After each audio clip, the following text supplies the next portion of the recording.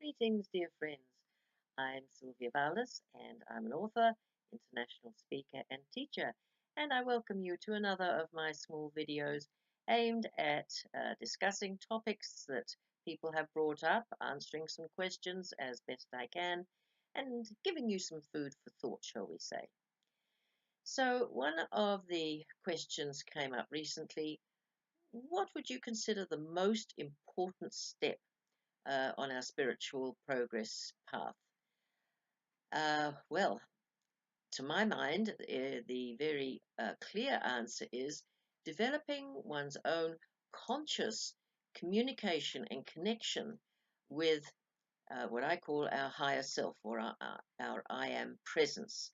It doesn't matter the term again that you use, those are the ones I prefer. In other words, we have a higher aspect of our being, a source that we can tap into and learn to ask questions and receive information, knowledge, and higher guidance of a bigger picture so that we can make informed decisions and choices in important life matters. To me, that is a major step, and it's one that trips many people up along the way. So it followed, of course, to on from that question. So, what are some guidelines in establishing and strengthening this conscious communication? But first, I'd just like to read you a quote from a person whose work I greatly admire, who researches thoroughly everything and is a science based teacher and writer, and that's Greg Braden. He calls this what I call inner guidance or higher guidance. He calls it deep intuition. So I'd just like to read you what he has said about it because it's very illuminating. He says, "Everyone I turned to for advice had a different idea about what I should do and what direction I should take. It was only through the wisdom of my heart's knowing, by applying the techniques of creating deep intuition on demand, that I found the certainty to make the decision that catapulted me onto a new journey and ultimately established a new career as an author. It was the clarity from this experience that gave me the confidence to trust my inner compass and proved that I could rely on my heart's knowing through any decision that I would ever face." So, to me, he expresses it very clearly. And as I say, deep intuition is the expression he uses. It doesn't matter what expression you use, but that inner connection has been established and used not only by all great people in the past, although they often didn't name it, but ordinary folk like you and me in helping us know how to navigate life in the best possible way. When we're faced with decisions as to which direction to take or what changes to make, uh, all of these things can be helped by tapping into this infallible information and guidance source. And I've made a note of some of the other things that it's very useful for. So I'll just read them to you. Well, you also, by learning how to make this conscious connection, you can discover your soul's goal or your deeper purpose for being here. Or another one is to how to get onto and walk your soul's path that leads to life fulfillment, meaning, and success. Another use is to uncover karmic issues in your soul's Akashic records and clear them.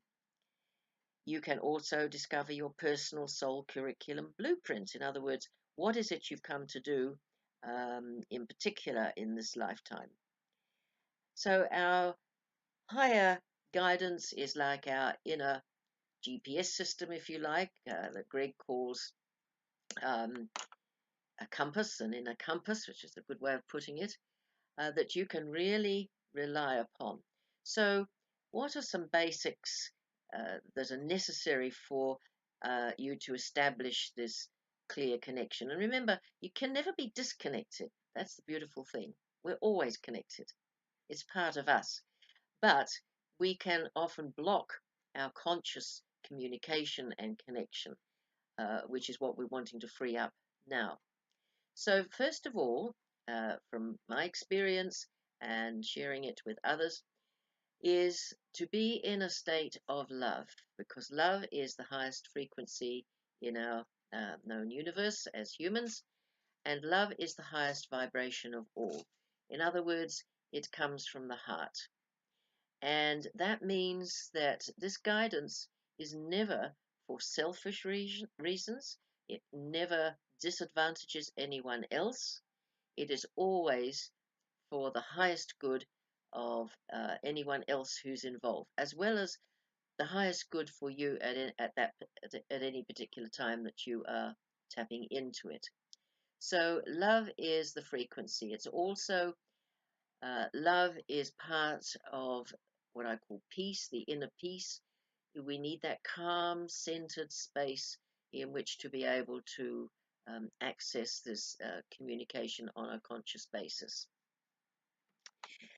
Another one is to have harmony in our thinking. In other words, clear for the time that we're wanting to make this communication. Clear our minds of any negative thoughts, disharmony, worries, concerns, or even simple things like, oh, what shall I do for dinner tonight? Because these are of a lower frequency, of a more mundane matter. So you need to, as it were, clear the deck so that this communication can be made strongly and clearly. And another one is, first of all, to have your pure intention. For me, I use what I call decrees, which is a way of making an intention. It's much stronger than an affirmation, which has a little possibility of doubt about it. A decree is a certainty. You know that what you decree is going to occur in the perfect way. And how do you know? By putting your decree under the power of your higher self, your I am presence. So I start my decrees by saying, by the fully active power of my I am, I decree, and then I ask what it is, or I decree the perfect outcome of. If you've read my book, The Miracle Effect, you'll know that the technique I give in that is tried and true and really works, of having a clear, perfect outcome. And this outlines the steps uh, for you to follow so that you learn to achieve your perfect outcomes and also to design the life of your dreams, bring them into your reality. So, a clear intention when you're going to ask for guidance or information. A clear intention, a clear statement, a decree will give you much clearer answers. So, going back to how I may start one, by the fully active power of my higher self, I decree that the perfect understanding or knowledge, information, guidance now comes into my conscious awareness for, and then I fill in the subject matter. Something like that. It doesn't matter what words you use, it's your clear intention that carries the energy and will create the right environment. Then this must be followed by knowing. That means not hoping, not, well, maybe it will, maybe it won't. That completely closes the door and shuts any possibility out of you getting higher guidance, because it's coming from a frequency above our normal 3D. And so you have the knowing that because you have been clear and you're in the right space and frequency, then at some time, and it may not be the moment you ask, the answer, the guidance, the information will come to you. And sometimes it comes via other people or a book you pick up, anything. But the answer will come, and I often find it comes and immediately you recognize it. I call it an aha. Of course, there's the answer I was looking for. So, but you have to have the confidence that this definitely will come at some time, at the perfect time for you. And another, I made my little list here. Then you make it possible to receive or to hear the answer. In other words, if you don't give yourself that still, quiet, peaceful time and be in that state of love, then how can you hear that inner guidance? And when I say hear, very rarely is it a voice, it's a knowing. But you need to sort of clear again the communication lines so that you can receive that knowing. And as I say, don't be discouraged if you don't get the information or the answer straight away. Just be in that space, wait, and then go about your business and it will come. Sometimes you might like to ask it a second time, but I certainly wouldn't keep begging and pleading. That shows that you have big doubts that you're ever going to get the solution or the guidance that you require. And then the last little step, I'm just checking my notes so I don't leave anything out, is to practice it.